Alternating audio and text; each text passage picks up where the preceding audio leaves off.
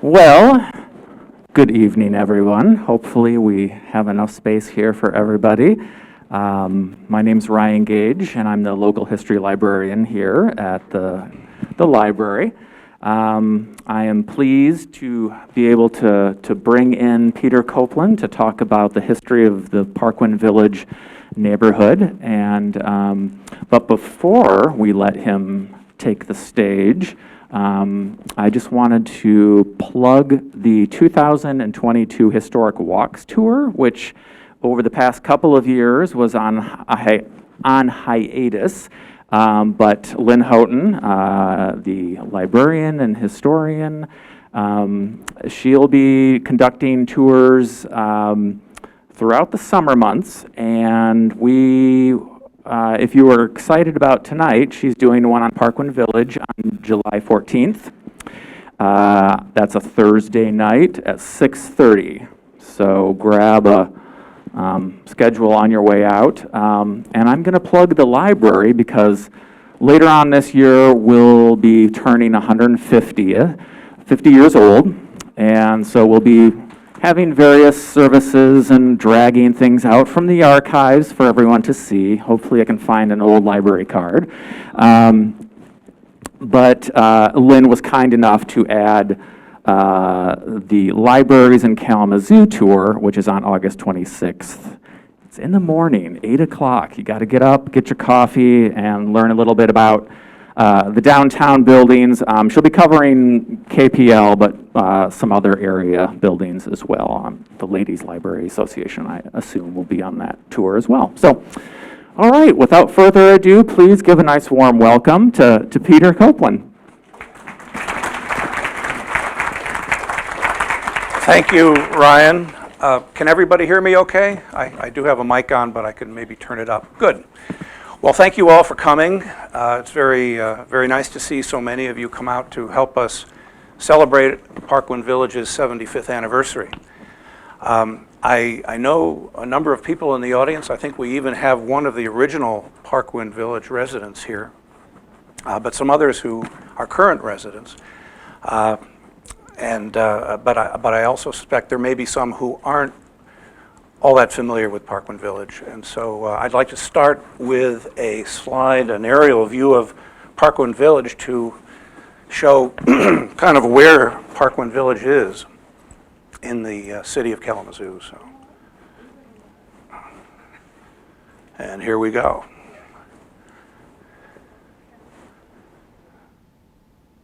Just press the button, don't you?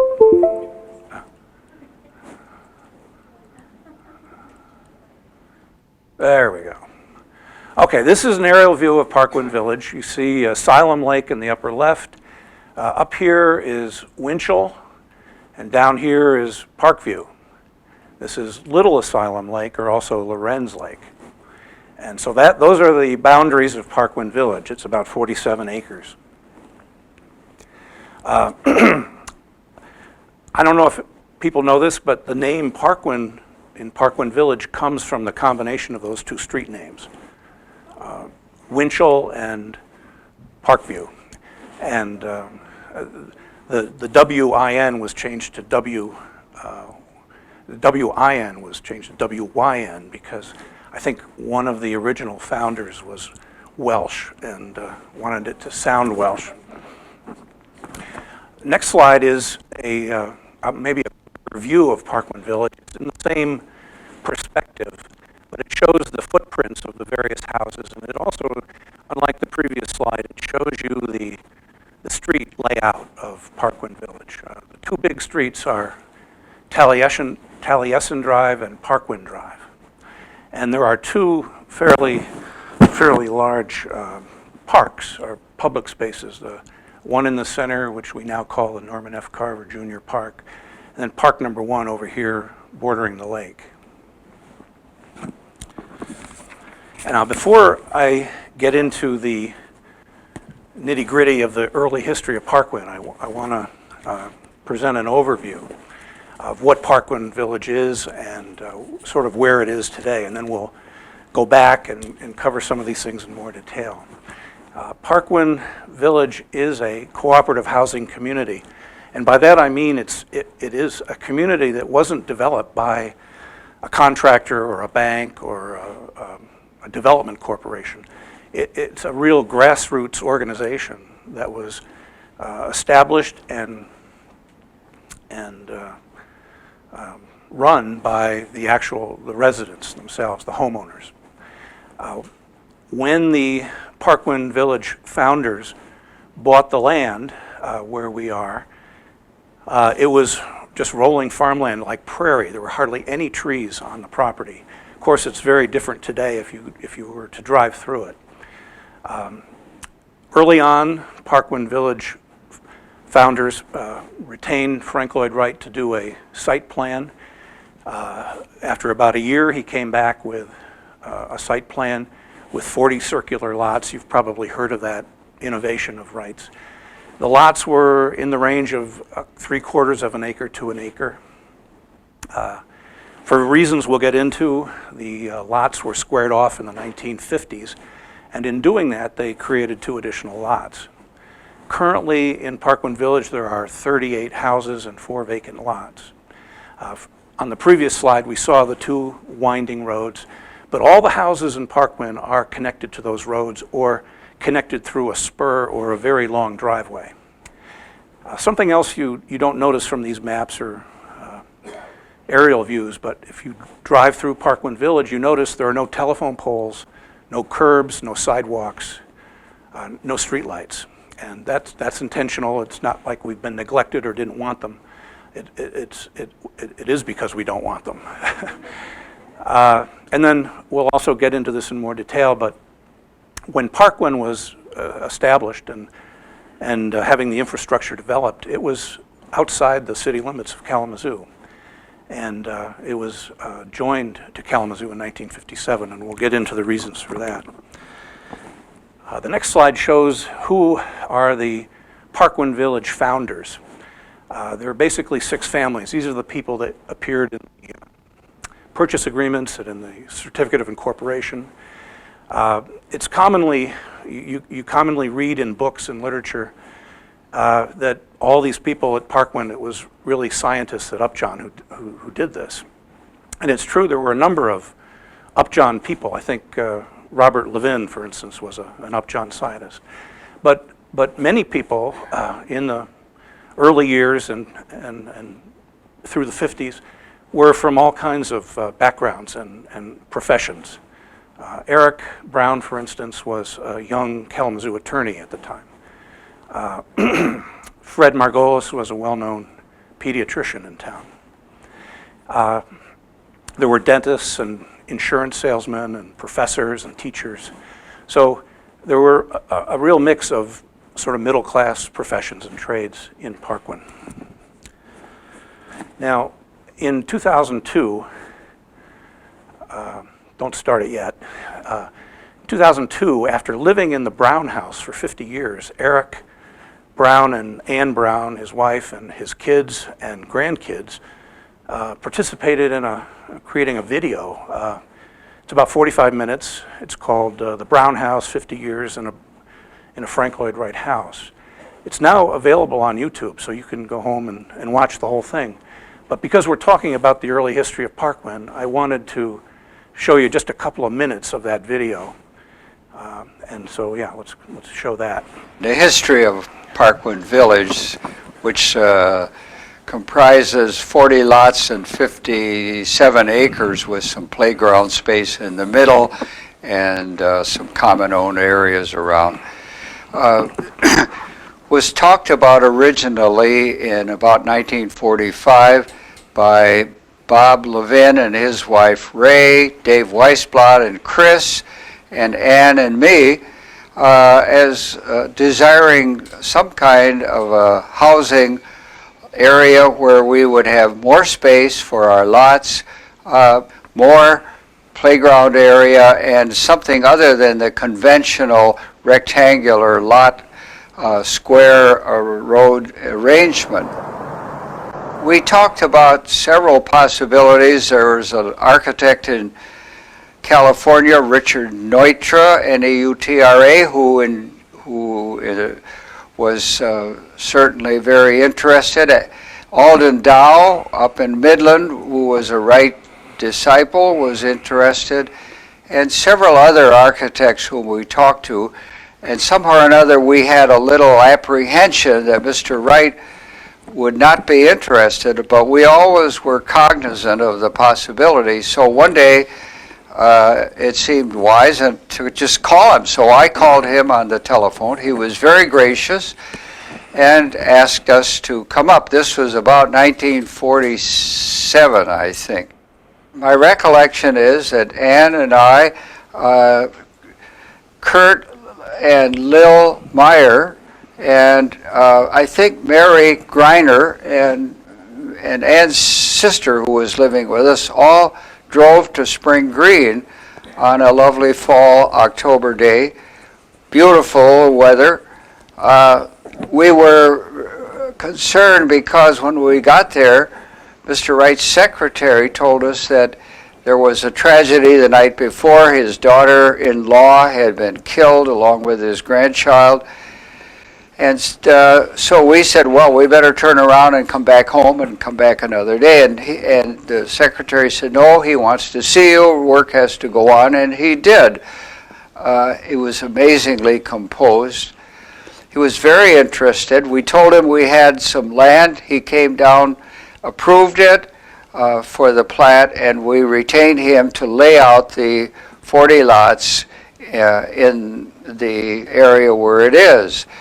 He loved the idea of circular lots with the interstitial areas planted to native plants like sumac, honeysuckle, red briar berries, and other plantings like that to define the circles. Okay. There were a couple of things that was Eric Brown, I think I mentioned speaking there. A couple of things he said that were a little off. It was a 47-acre tract, not a 57-acre tract. And also, his initial contact with Wright was in September of 1946, not 47. And they were showing the letter as he spoke that Eric Brown sent to Wright. Next slide. Parkwyn Village Association was incorporated in August of 1946 as a Michigan nonprofit corporation. And on the very next day after the incorporation, the association purchased the 47 acres. So they had the land before they contacted Wright. As Eric Brown mentioned, the group considered a number of modern architects, well-known architects nationally, but they early on selected Wright. And I'm not sure if Eric Brown made a phone call. I think maybe his first contact was a letter, September 5th letter, which we'll take a look at in a minute.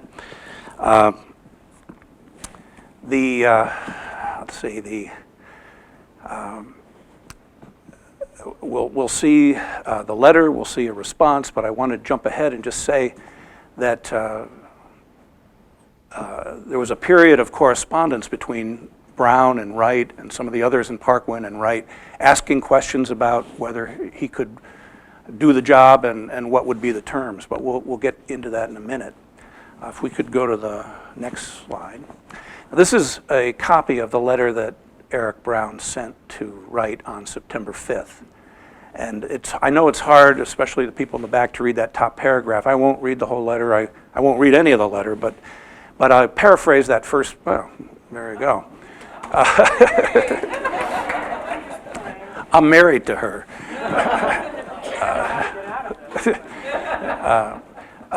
Even still, you may not be able to read it all, but what he's basically saying in the first paragraph is, we're from Parkwyn Village, we bought some land near Kalamazoo, and we'd like you to do a site plan. We're thinking of maybe 40 to 60 home sites, houses that cost in the range of $5,000 to $20,000. And we also want community parks and recreation areas, other common areas, maybe gardens, community gardens, and there was talk of tennis courts and even a swimming pool, and maybe their own power station, because at that time, remember, they were off the grid basically in southwest of Kalamazoo. Anyway, this letter went out on the 5th. About a week later, Wright responded. And we have that letter. Next slide, yep. And this one is short, and I'll just read it because there's something I want to talk about. It says, "My dear Mr. Brown, Michigan seems to come back again and again for projects such as yours seems to be. But each time enthusiasm runs dry too soon. I would like to cooperate with your plan because it lies within the realm of Broadacre City, and I am enclosing a schedule of architectural services. Why don't a few of you come over to Taliesin to talk it all over?" This is September 12th. And you heard Eric Brown describe the visit he made to Taliesin to talk it over. What I wanted to point out is Wright's comment that Michigan seems to come back again and again for projects such as yours, but enthusiasm runs dry. If we could go to the next slide. To understand that better, this is a list of cooperative housing projects that Wright worked on. He didn't work on that many in his life. A lot of his commissions were individual houses for rich people and commercial buildings, museums, things that he's famous for, the hotel, office building in Oklahoma, so forth. But these are the cooperative housing projects he worked on. And you'll notice two of them are in Michigan. The Okemos project in 1939, that was a cooperative housing project originated by Michigan State professors. There were a handful of professors. It wasn't that big a group, but it was a group. They were talking 7, 8, 9, 10 houses. But enthusiasm ran dry, mainly finances ran dry, and only one house was built. The leaders of that group ended up building one house that Wright designed. A couple of years later, in Madison Heights, Michigan, which is over near Detroit, there was a project that was initiated, and it was a fairly large project, a couple hundred units, I believe. And it was intended for defense workers, for factory workers in the area, because the war had started, and the idea was all these new workers needed a place to live, so this was going to be it. But again, the project failed, didn't get much off the ground at all, mainly because all the men involved were into the service, and so it just went away. That leaves just a couple of others. There was a cooperative housing project in Pittsfield, Mass. that went nowhere. That was a failure. The only projects anywhere in the country that really succeeded in any measure were the two here, that is Parkwyn Village and the acres in Galesburg, which we'll talk about, and also a project that was really on about the same time scale as the Parkwyn and the Acres was happening at the same time, and that was in Pleasantville, New York. It's been referred to as Usonia, and it was very similar to Parkwyn in size, and it also had the round lots, and that was going on, and that community was built, and it's still there, as is Parkwyn Village. So the point of all this is that in his long career, and of all the hundreds of projects he took on, really only 3 cooperative housing projects were any bit successful that Wright was involved in. So we're fortunate to sort of have 2 of them here to look at. As I said earlier, after the meeting in Taliesin in Wisconsin, there was correspondence back and forth, questions about what Wright's fee would be and so forth. And it took about 3 or 4 months to reach an understanding on what the retainer agreement would be with Wright. And they finally reached an agreement, all done by correspondence, and of course back then letters would get there in 2 or 3 days. So first class mail was really pretty good back then. And so there's a lot of correspondence in the file you can read about the questions and answers back from Wright. By January, February 1947, the agreement was finalized. And the deal was Wright would design the site plan, do the site plan. The fee was $1,500. He did not insist on designing all the houses, but he did agree to design a house for anybody who asked. Of course, the fee for that would be 10% of cost, which was fairly standard. He also threw in a little kicker because originally the founders thought, well, maybe he'll do the site plan for free if some of us give him the business on our house. But he said, no. Site plan's a lot of work. You're going to pay me for that. But he said, if you retain me and pay me the 10% for your house, I'll give you a pro rata rebate on your share of the $1,500 site plan. Not much of a credit, but it was something. So anyway, that was the deal with Wright. And at the time, we can go to the next, at the same time this was going on, Wright was working on this parallel project in Galesburg. Now very early, when you heard Eric Brown say he started talking about all this in 1945. Well, back in the very early stages of this project, there were a divergence of opinion as to where this place should be. And early on, a small group of people in the group wanted to be well outside the city. They wanted country living. Kids weren't a problem for them, or schools weren't a problem. And so some of them decided to pursue that angle. But most of the people in the group wanted to be close to Kalamazoo, not necessarily in it, for the schools, so that their kids would have a place to go to school. Most of the original homeowners, and there were only five homes in Galesburg, but most of them worked in Kalamazoo. They had to drive to the Upjohn Company. Lillian Meyer, for example, was the chairman of the chemistry department at Western, and she had to go there. And the last few miles of the road to the acres in Galesburg was dirt. And this is long before I-94, so it was probably a good hour-long commute from Galesburg into the workplace. In any event, I wanted to spend just a few minutes on the acres.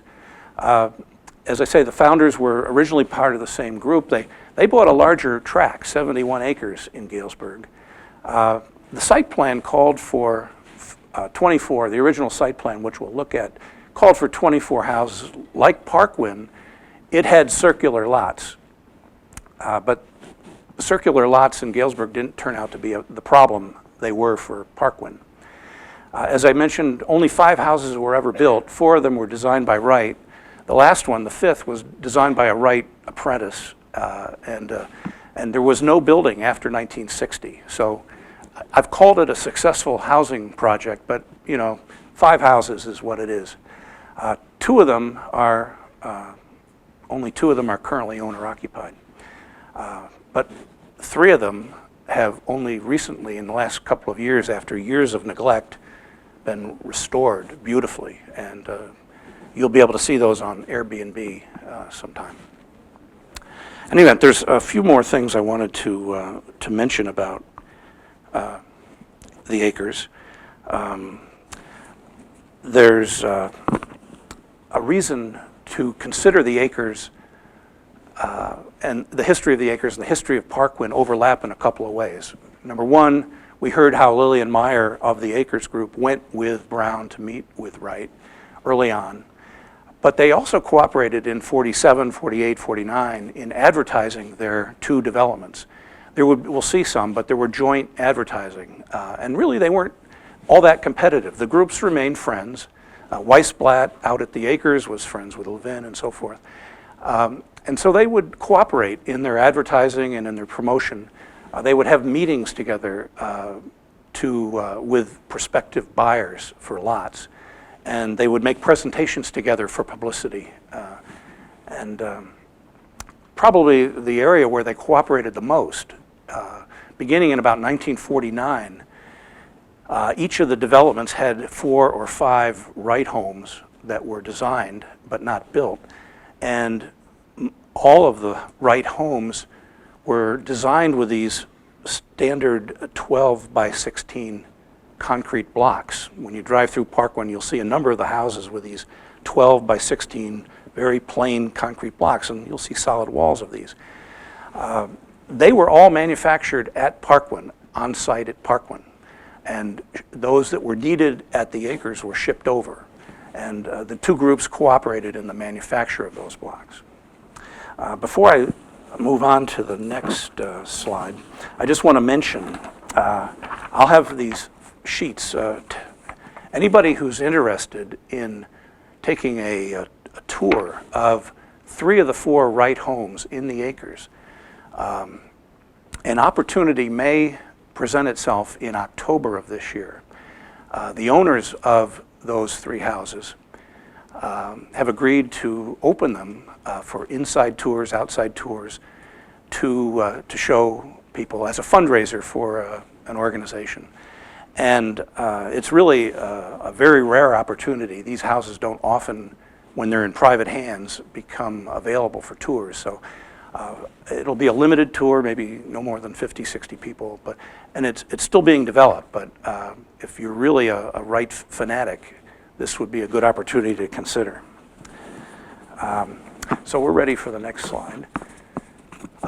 Just to complete the circle, this is the Kalamazoo Gazette reporting on Wright's site plan for Galesburg. Here you see the 24.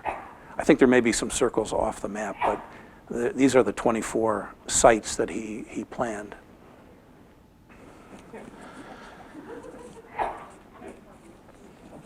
And again, this is from October of 1947, which is exactly when Wright delivered the site plan for Parkwyn Village. Okay. This is the final site plan that Wright delivered for Parkwyn Village. It's from October 1947. I believe this is what got filed with the county clerk. You'll see the 40 circles. They're not all separate. I mean, some overlap and cut into others. That's why the lots aren't all the same size. And some of them are probably a little bigger than an acre. The October 1947 site plan was actually Wright's 3rd iteration. When he presented his first site plan in April of 1947, the residents, the founders and the early buyers had a lot of questions and suggestions to make. And I thought it was kind of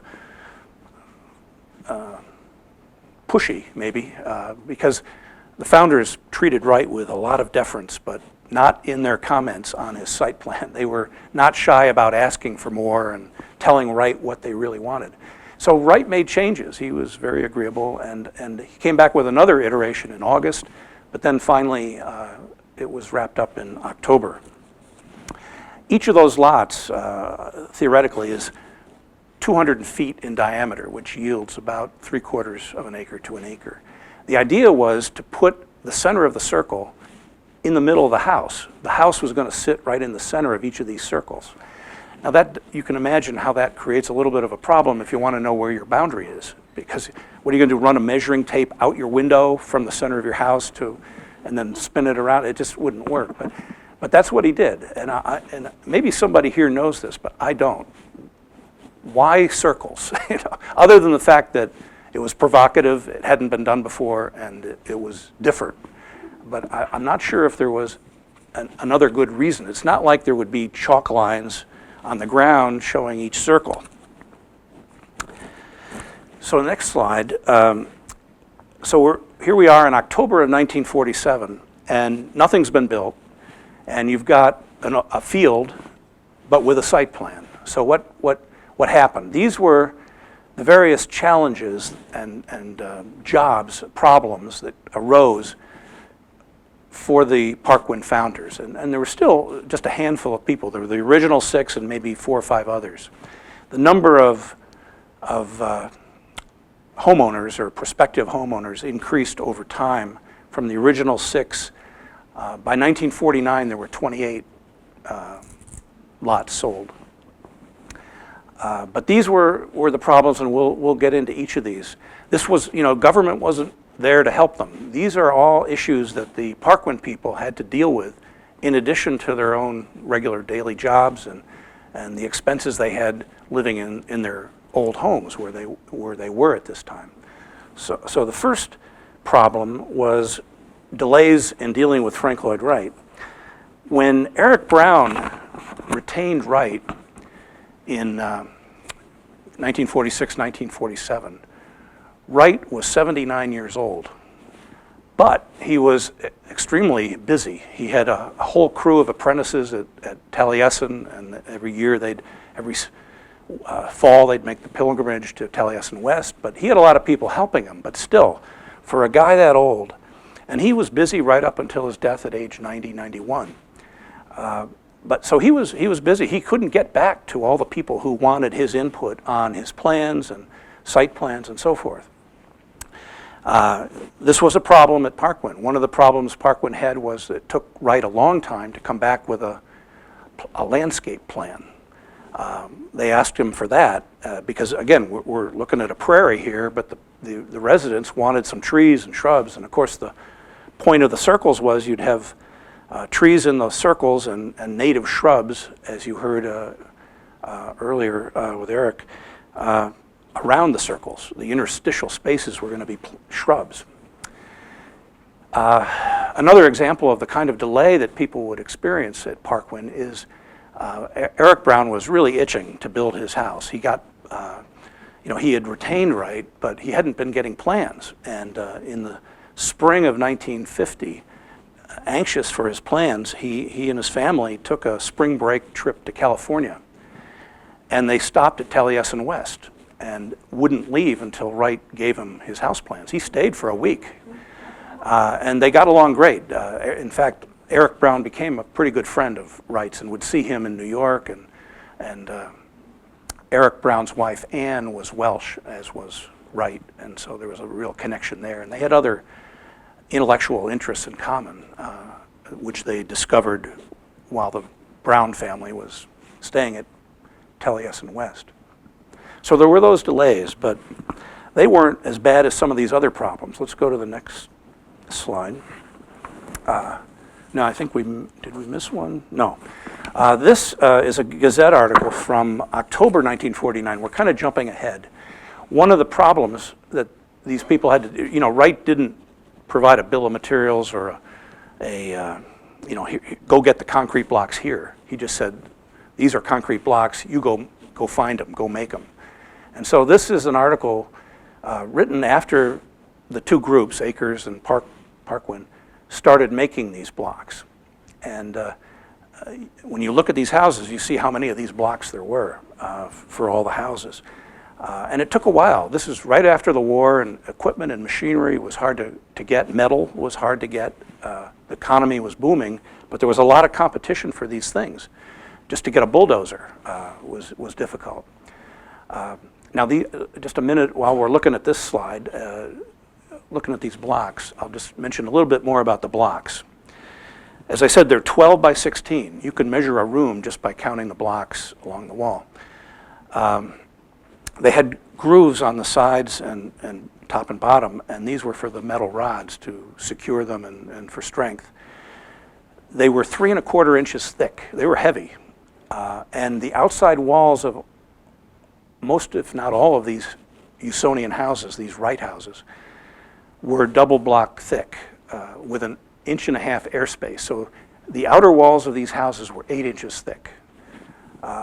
And there were other blocks being made. There was more than one mold. The basic common, very common block was the 12 by 16, but there were corner blocks made, special molds for that. There were half blocks made for smaller rooms. There were blocks made with holes for switch plates and for outlets.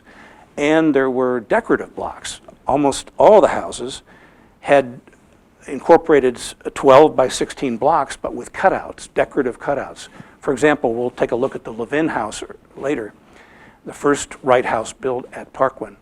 And it has cutout blocks that where the cutout looks like a bird taking flight. And he would have a different cutout pattern for each of these houses.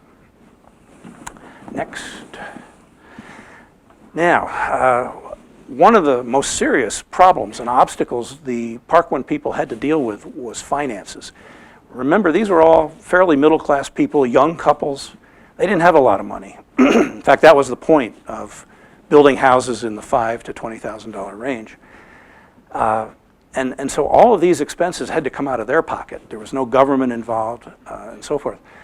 The land purchase we mentioned was $18,000, the site plan $1,500. The roads, were one of the first things they had to put in, cost $7,000, and these were completed in October of 1948. So October 1947, we have a field with a site plan. October 48, we have the field with roads cut through it. It was very novel for utilities to be buried back in these days. It took a little persuading, but the electrical cables and the telephone all were buried. They cost extra too.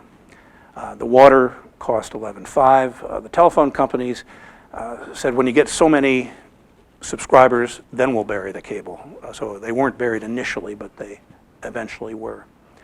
So these were the expenses. Now, it doesn't look like much, even when you consider there were maybe 6 families splitting it, but a $1946 would buy $15 today. So the sum of these amounts, I figured out, $750,000. And that's on top of paying for your house and your plans and just living. Plus you have to work, you have your job, and yet you're dealing with all these factors. So really, finances were a problem for Parkland for like 10 years. They were close to bankruptcy a couple of times. Next, another issue that took a lot of time, and when you read the minutes of the monthly meetings, you see that it was a real concern to the Parkland people. Selling the lots. It took a while to sell them, and a lot of advertising, and they would, this is an example of the cooperative advertising between the Acres and Parkland. But there were other ways that they cooperated. The next slide, I think, is an example. This is just a notice in the Gazette, and this is from September 1947, and indicating that anybody who wants to learn more about being a homeowner at Parkland would meet at Dr. Margolis's house. Of course, at the time, no houses had been built by September 47. So people would meet in their homes around town. And that was a way, word of mouth was a big way that these lots were sold. Now another concern, it turned out to be a kind of a flash in the pan, but at the time it created a lot of angst with the Parkland people. In late 47, 48, Parkland learned that the Michigan Highway Commission was going to reroute put in a north-south highway.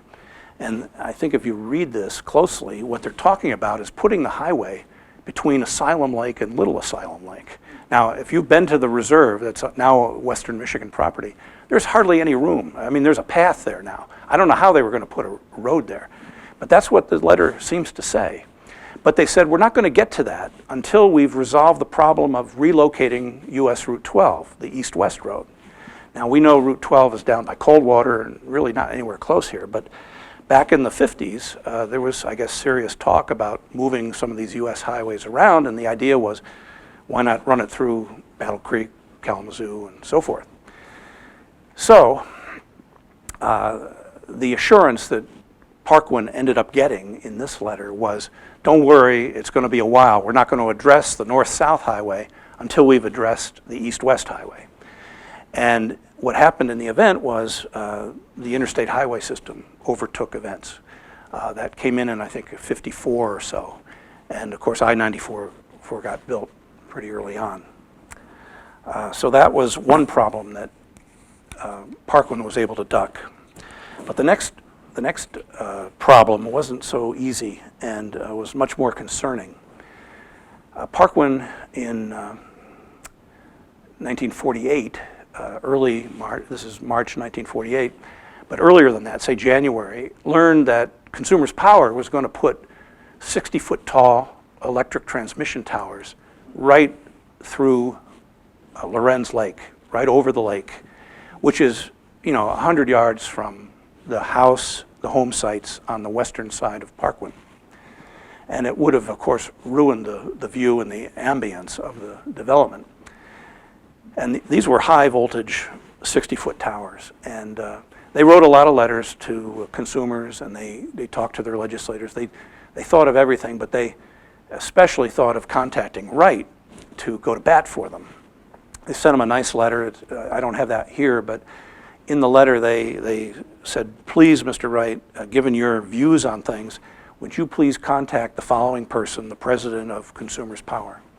And so he very kindly, and we'll see in a minute why he had his reasons, he wrote this letter to the president of Consumers, and I don't know if you can read it all, but he begins a lot of his letters, my dear so-and-so.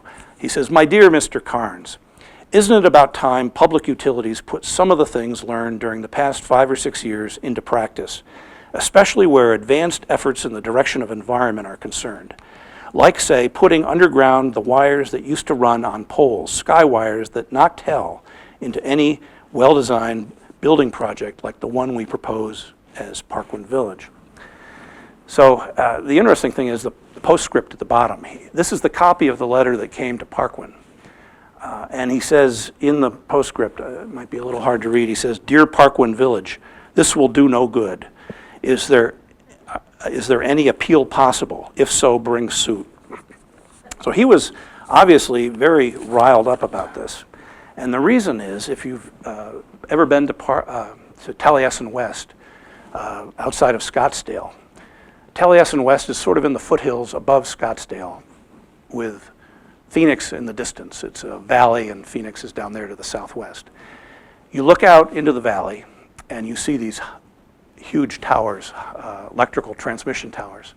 Wright opposed those going in, and he tried to get them taken down and he failed. He was very angry about that situation. He was so angry he declared that he was going to any buildings at Taliesin West going forward were going to face the other way, towards the mountains, towards the north and east. And so you knew he was invested in this dispute, and that's why he wrote a fairly strong letter to President Carnes. Well, fortunately for the Parkwyn folks, the letter did do good. Wright was wrong. And so in the next slide, I think we see President Carnes responding, and again, very quickly. He didn't, it was like within a week or two. He says, Dear Mr. Wright, I am sincerely sorry that actions of our company have been such as to disturb you and be justification for your letter of March 13th. For your information, as soon as the problem of constructing a 40 kilovolt line and the conflict with the village came to my attention, we immediately made plans for rerouting the line, and progress has been made in changing its location so as not to interfere with your project. So total success, and Parkwyn owes that to Wright for going to bat for them. Now there was another challenge. It was really quite serious, and it had a financial angle to it as well. From the beginning, Parkwyn Village had a policy that there would be reasonable restrictions on the property to keep it residential. There was no speculative selling allowed or anything. But more importantly, there are no restrictions on membership as to race, creed, or color. And that appeared in all of the marketing materials and advertisements. And it also was mentioned in interviews. There was, for example, a couple of the founders appeared on radio, spoke on radio to talk up the project. And this was always mentioned. This was always the policy of Parkwyn Village. So what happened was, in late 1948, an African-American woman applied for membership. And the way things worked in Parkwyn at the time, she was interviewed by the membership committee. And in this case, the membership committee interviewed her and unanimously recommended her being admitted. This was something that was done for every new member. It was kind of like a resource survey, really, like, you know, what are you good at? Can you build? Can you do landscaping? And they were looking for people to serve on committees. But anyway, this person went through the membership committee and was recommended. Well, it created some concerns. We could go to the next slide. And there were discussions, a lot of discussions, very divisive topic within Parkwyn. And so what Parkwyn did was conduct a survey among all the members. At the time, there were 28 households. And they sent out a written survey, the documents survive, asking a number of questions, 4, 5, 6, 7 questions, such as, do you approve having an African American become a member? Another question was, if not, would you leave the association if one joined? And then they had another one, if not, and if you were going to leave, would you be willing to wait 6 months? It was really quite a thorough questionnaire, and the results were tabulated and circulated at the March 1949 meeting. And in the survey, 28 households voted, and each household had 2 votes because each household had 2 spouses. 14 of the households voted to admit the woman, 10 voted against, and 4 households were split. You can imagine what the conversations were in those houses. At the same meeting where, in March of '49, when Parkwyn formally approved her membership and she became a member, there was also a member who made a motion to reaffirm the non-discrimination policy of Parkwyn. And that motion passed by a vote of 30 to 15. So the African American woman joined Parkwyn, came to her first meeting in April, and within a few months, actually within a few weeks, members began to leave. The ones who had been down on it, we lost about 10 families. And the concern wasn't, really racial animus so much as just a concern that having an African American member would diminish their property values. That's what was expressed. But that's what they said. I don't know. But in any event,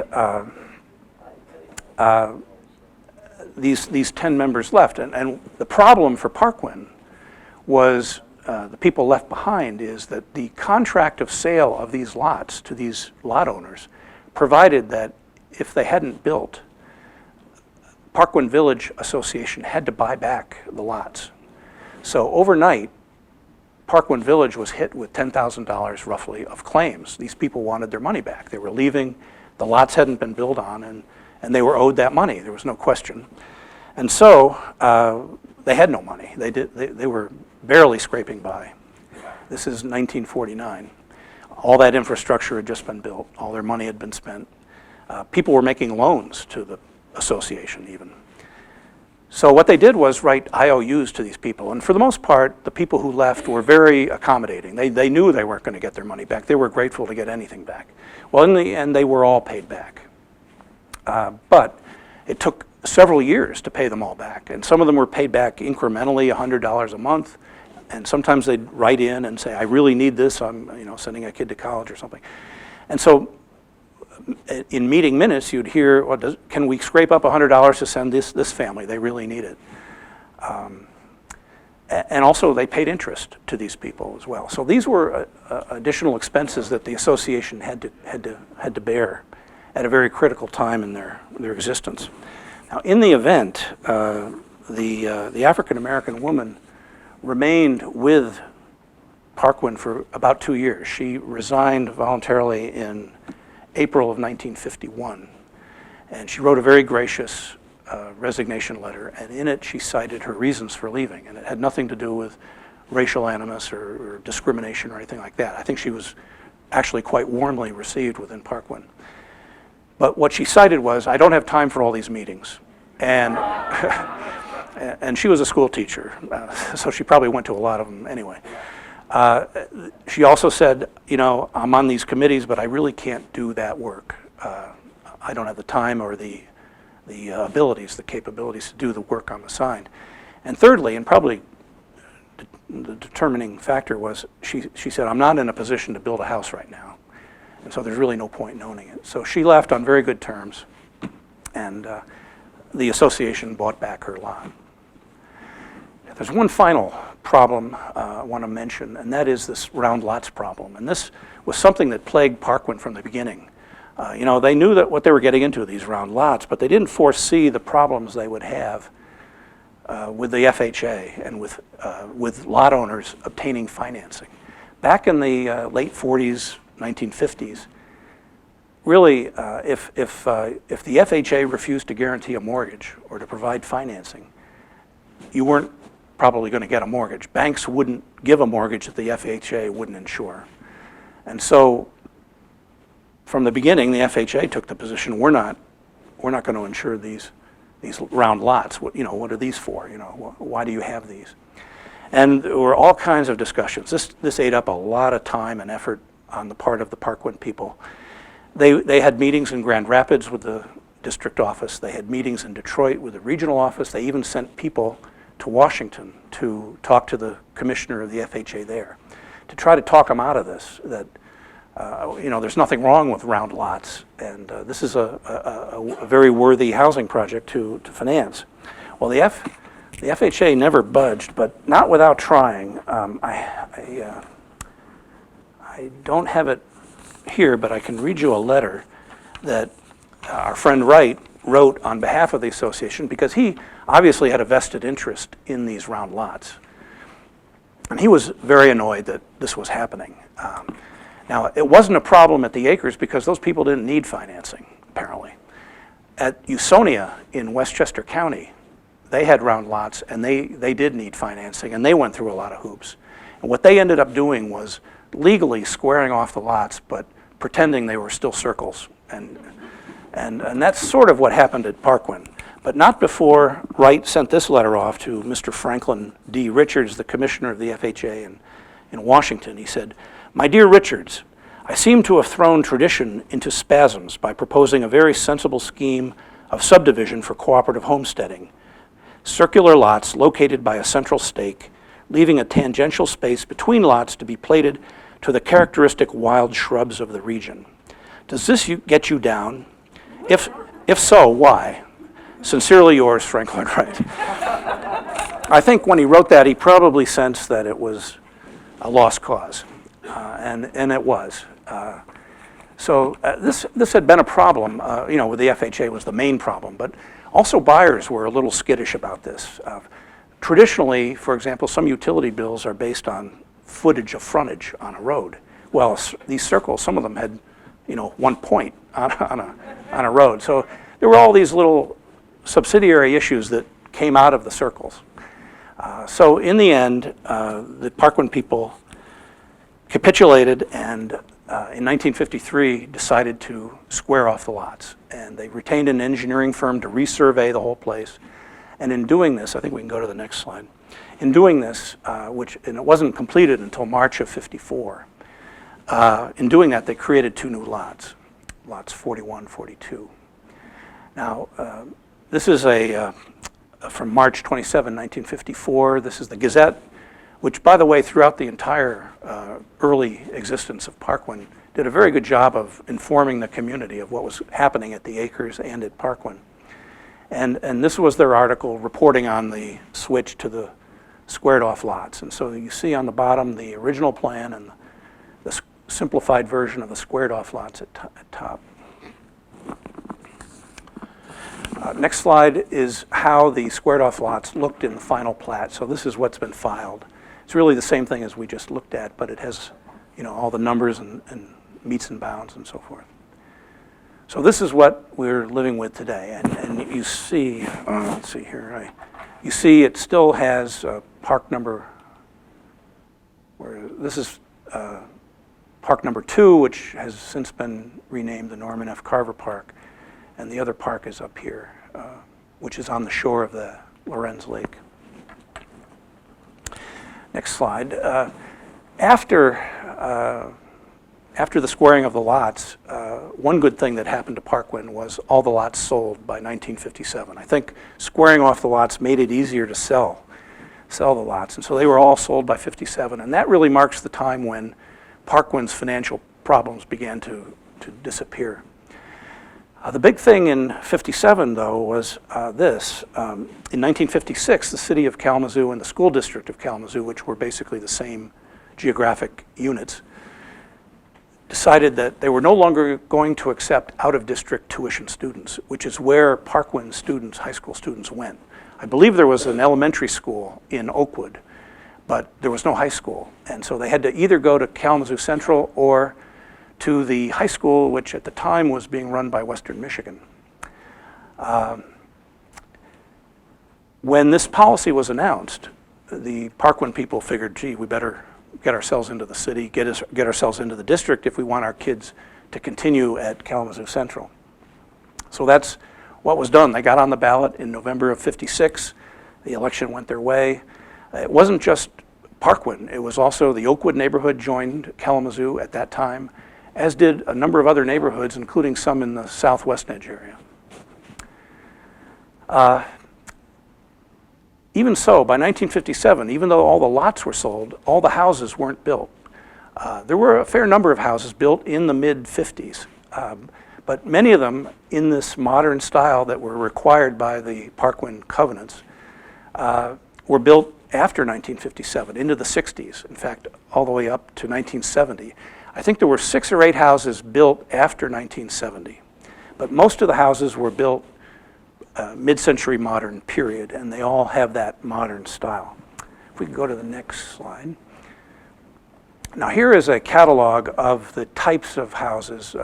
It's all, as I say, modern, and you really have to define your terms when you're dealing with architects and real estate people, but there are 4 houses, maybe 5, we'll get to that, Usonian houses in Parkwyn that were designed by Frank Lloyd Wright. There are 10 Wrightian, we call them, or Wright-inspired modern contemporary houses.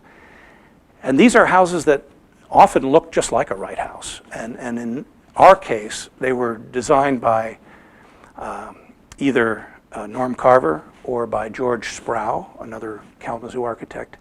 And both of those men were fans of Wright. And so they copied a lot of his innovative Usonian style architectural elements. And so you sometimes have a hard time telling the difference between a Wright house and a Wrightian house, particularly when some of those Wright-looking houses adopted the same 12 by 16 blocks. There must have been leftover blocks, or they went out and made more. But several of the houses, as we'll see, had these blocks. In the mid-century period, in the 50s, the ranch-style house was probably the most popular design, and there are 15 of those in Parkwyn, as we'll see, and 3 split-level modern ranch-style houses. There are a basket of 5 other modern-looking houses, but they don't lend themselves to easy characterization, so I just call them other. If we go next, this is a listing of the architects we know of who designed houses in Parkwyn.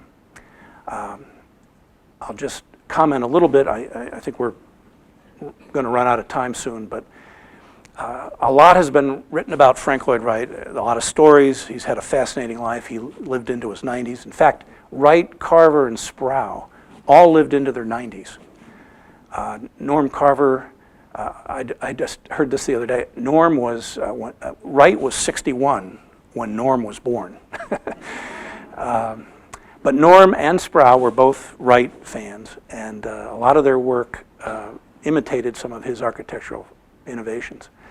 I won't say much about Wright other than there's some books over there that Ryan put out, and of all the books I've seen on Frank Lloyd Wright, the biography I like the best, and it also mentions Parkwyn and the Acres and almost all of his other work, is Many Masks, A Life of Frank Lloyd Wright by Brendan Gill. And very evenly balanced. He was a fan of Wright, but he also was very critical of some of Wright's habits and problems. So I recommend that. Norman Carver Jr., many of you may have met him. He only passed away, I believe, in 2018.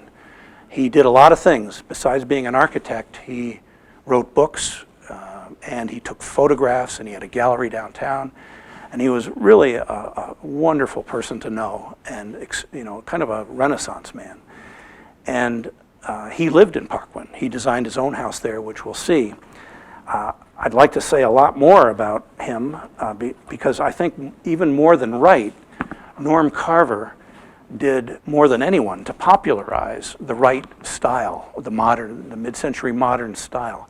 And you look at a Norm Carver house, and it's like a Frank Lloyd Wright Usonian house, only a little better. Particularly the insides, where he wasn't so difficult when it came to tiny bathrooms and galley kitchens. They were much more livable. Norm Carver homes from the 1950s are today much more livable than a Wright home from in my opinion. Now, as I say, we don't have time to go into all this, but I did want to point out an excellent book that was recently published by Tim Hills on Norm Carver's work. Norman F. Carver, Jr., Architect of Form and Space. And in his last year or two, Norm collaborated with Tim in putting this book together and including a lot of Norm's photographs of his own work. So it's a fantastic book and reference about Norm's work. George W. Sprau was not as well known as the other two, but maybe he was in Kalamazoo. I think we have a former partner of George Sprau here tonight. He didn't retire until he was 90. And he designed a lot of houses in Kalamazoo and a lot of other buildings. For example, he designed the Parchman High School, and he designed the Y on Maple Street. But he also designed 4 houses, actually 5 in Parkwyn. 1 got torn down in 2013, but 4 that we'll see are still there. Joan Carver is an architect and a graduate of Yale Architecture School. And she actually graduated from Yale Architecture School. I don't know if everybody knows this, but Norm graduated from Yale, but not from the architecture school. He left early because he'd won a Fulbright. Actually, in his life, he won 2, but he took his first Fulbright to go to Japan. And that, by the way, explains why a lot of his houses in Parkwyn and elsewhere kind of have a Japanese influence, because he spent so much time in Japan. But anyway, Joan joined Norm in Japan after she graduated, and she still owns a house in Parkwyn. Roger Lepley is a currently practicing architect in Kalamazoo. He designed his own house, which we'll see in 1980, and he's living in Parkwyn today. He would be here, except he's in quarantine. He also designed, on the slide you saw when you walked in, you saw the slab with a little red signature for Wright Square. He designed those, and he's always available to us to help us design stationery or shirts or something like that. And we'll come back to the house he lives in. So I think now we're at a point where we can start looking at some houses. And how are we doing on time? What do you have? 6:30. 7:30. Okay. Okay, this will be really quick then. I just want to flash by these. This is the Levin House. This is the first Wright home built in Parkwyn. It was built in 1950. And that part behind the tree is the addition in 1960. Both parts of the house were designed by the same apprentice. So it really looks like a single house. You wouldn't think there was an addition. This is the second house of Wright's to be built in Parkwyn. This is the Brown House, built and completed in 1951. And you notice this house and all the other Wright houses don't have garages. They have just carports. Many of the houses in Parkwyn do have garages, but not the Wright houses and some of the Wrightian houses. This is the Strong House on the other side of the Levin House. During the construction of this house, one of the family members was killed, and so they sold the house before it was completed. The buyer hired another architect to make changes in order to save some money, and so Wright disowned it. And so to this day, they call this the Not Quite Wright House. That part in the back, that porch in the back, is something that Norm Carver worked on also. You see it, the roof in the far back. That has a view of Lorenz Lake. The next house is, I think, the McCartney House in the corner of Parkwyn. McCartney was a young dentist, growing family, and that's why the house was built in stages by design. As the family grew, he'd add a room or two, and so between 51 and 56, this house was built. This house almost got disowned by Wright because the McCartneys moved a door, and when Wright was driving through, he noticed, but he never jumped on him for that. This is the Wynn House, distinguished by the hemicycle wall, the rounded wall of windows. that you see on the left overlooking Lorenz Lake, and on the right you see the view of the house from the road or the driveway with the carport. This is the Spradling House. It's next to the McCartney House. You can't see it here, but there are those 12 by 16 inch blocks in this house. It was Norm Carver's first design. He started this house when he was a student at Yale. So it was designed by about 1952, 53, but it wasn't built until 58. Beautiful house. Next. This is the Laro House. I think the owners are here tonight. This is, I think, the only house in Parkwyn that has three levels of living space. It was built originally in 59. It's a Norm Carver design. Even though it's 3 stories, it has a very horizontal aspect. There are a lot of decks and patios and things. And unfortunately, it burned to the ground and was rebuilt in 2010. So it's really not that old a house, but the design is. Next. This is Norm Carver's house. As you can see, it's overgrown. That's bamboo on the left. Joan Carver owns it. She's currently, I think, in assisted living, but hasn't been able to cut back some of the foliage. After it was built in 1950, since then it has been modified substantially. We'll see a picture next of what it looked like originally. In February of 1958, the Sunday New York Times Magazine carried a feature article on Norm and this house, his house. And it received a lot of publicity. So a couple months later, the Gazette did an article touting the house, kind of parroting the New York Times. And this is the same house you just saw, only from the back. And you can see how different it was at the time. More recently, Norm added an office on the lower level, and it did quite a significant changes. But that was the house that got all the attention. Next. This is a Norm Carver design. It's the Thorne Farner house. It had several additions over the years, but all designed by Norm. And it has a garage and a carport. But looking at it, it looks like a single design. Next. This is the last house that Norm Carver worked on in Parkwyn. He worked on other houses later, but this was the last one in Parkwyn. This was built on one of the new lots after the squaring off. Next. This is the house next to Norm Carver's house, and the owner of that lot so much admired Norm's house that he wanted one just like it, except he wanted a mirror image of it. And so this was originally built as the same house, but just backwards. Over time, however, it was modified, and so it doesn't look anything like it at the moment, but it is a 1955 Norm Carver design. Oh, it also has a bomb shelter. A couple of the houses in Parkwyn have bomb shelters, which were not unusual in the 1960s. They're almost museum space at this point. This is a house, George W. Sprau house. Notice the lower level, the 16 by 12 blocks are down there. Having those blocks in all the houses kind of ties the community together. It's a nice minor feature that you do tend to notice. This is also a Sprau house. It looks like a fairly basic standard ranch house, but in fact, in back, there's a very large addition, also designed by George Sprau. So it's really a much bigger house than it looks. This is a Sprau house, one of the 4. It's a small rectangular footprint. It was built to house a couple while their other house was being built, and that's this house. This is right next door to the one you just saw. This is a Sprau house, very Wrightian. It has a low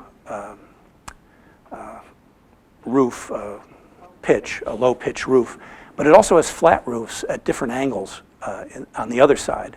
And also notice the clerestory windows. That's a Wright feature as well. Very Wrightian house. This is the house across from Norm and Joan Carver's house. Norm worked on this house initially in 51, but in 1967, Joan Carver was retained to basically double the house. And you see a space between, sort of under the pitch of the top of the roof. That's open space in there, and her addition was like half of that. And the other half had been there. But this is one thing we can point to that Joan Carver did while she practiced. I'm sure she helped Norm on a lot of projects. This is Roger Lepley's house. I apologize for the photo, but we were limited to what we could take from the street. If you take Lynn's tour on July 14th, I'm sure you'll get a better view of this house, but Roger is our resident architect. He designed and had this house built in 1980. This we don't know who made. It's across from the Brown house. It's very Wrightian, floor-to-ceiling windows, nice angled flat roof, couple flat roofs, patios, always a Labrador in the window. A very, very nice house.